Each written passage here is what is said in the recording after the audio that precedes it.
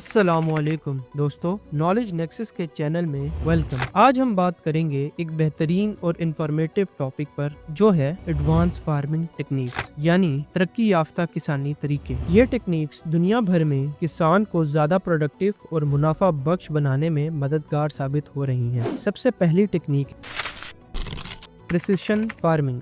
इस तरीके में किसान मॉडर्न टूल्स और टेक्नोलॉजीज का इस्तेमाल करते हैं, जैसे ड्रोन्स और जीपीएस सिस्टम्स। ये टेक्नोलॉजी जमीन के हर हिस्से का एग्जैक्ट डाटा इकट्ठा करती है, जैसे पानी की जरूरत या खाद की कमी। इसका फायदा ये है कि आप सिर्फ वहाँ रिसोर्सेज लगाते हैं जहाँ जरूरत है और फालतू खर्चे से बच सकते हैं। अगले नंबर पर है सॉइल टेस्टिंग और एनालिसिस। एडवांस्ड फार्मिंग के लिए ये जरूरी है कि आपकी जमीन की क्वालिटी और न्यूट्रिएंट्स का पता हो। स्पेशल सॉइल टेस्टिंग डिवाइसेस से आपको पता लगता है कि आपकी जमीन में कौन सी खाद की कमी है और कौन से क्रॉप्स बेस्ट ग्रो करेंगे। दोस्तों, क्या आपने हाइड्रोपोनिक फार्मिंग के बारे में सुना है? ये एक ऐसी फार्मिंग टेक्निक है जिसमें जमीन की जरूरत नहीं होती। पौधों को डायरेक्ट पानी और न्यूट्रिएंट्स प्रोवाइड किए जाते हैं जो कि कंट्रोल्ड इन्वायरमेंट में होता है। इसका फायदा ये है कि पानी का इस्तेमाल बहुत कम होता है और प्रोडक्शन ज्यादा होती है।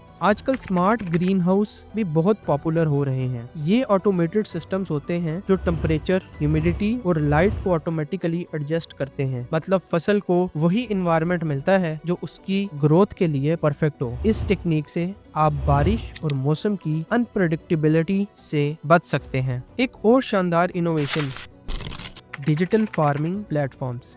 ये मोबाइल ऐप्स और वेबसाइट्स किसानों को रियल टाइम इंफॉर्मेशन और सोल्यूशन प्रोवाइड करती हैं। For example weather updates, market rates और पेस्ट कंट्रोल के मशवरे। ये प्लेटफॉर्म्स आपकी फार्मिंग को ज्यादा एफिशिएंट बनाते हैं। AI powered farming. ये टेक्निक भी फार्मिंग की एडवांस टेक्निक्स में से एक टेक्निक कहलाई जाती है। आर्टिफिशियल इंटेलिजेंस का इस्तेमाल अब हर फील्ड में हो रहा है और किसान इससे अलग नहीं है। एआई रोबोट्स फील्ड में वीड्स और पेस्ट को आइडेंटिफाई करके उन्हें रिमूव करते हैं। कुछ रोबोट्स हार्वेस्टिंग भी करते हैं जो कि फास्ट और एक्यूरेट होती है। अब बात करते हैं वर्टिकल फार्मिंग की। ये टेक्निक खास तौर पर शहरों के लिए है जहां जमीन कम है। मल्टी लेयर्ड रैक्स या बिल्डिंग्स में क्रॉप्स ग्रो की जाती हैं, जिसमें कंट्रोल्ड लाइट एंड न्यूट्रिएंट्स का इस्तेमाल होता है। इसका फायदा ये है कि प्रोडक्शन ज्यादा होती है और स्पेस का मैक्सिमम यूज होता है। अगला नंबर है ऑटोमेटेड इरिगेशन सिस्टम।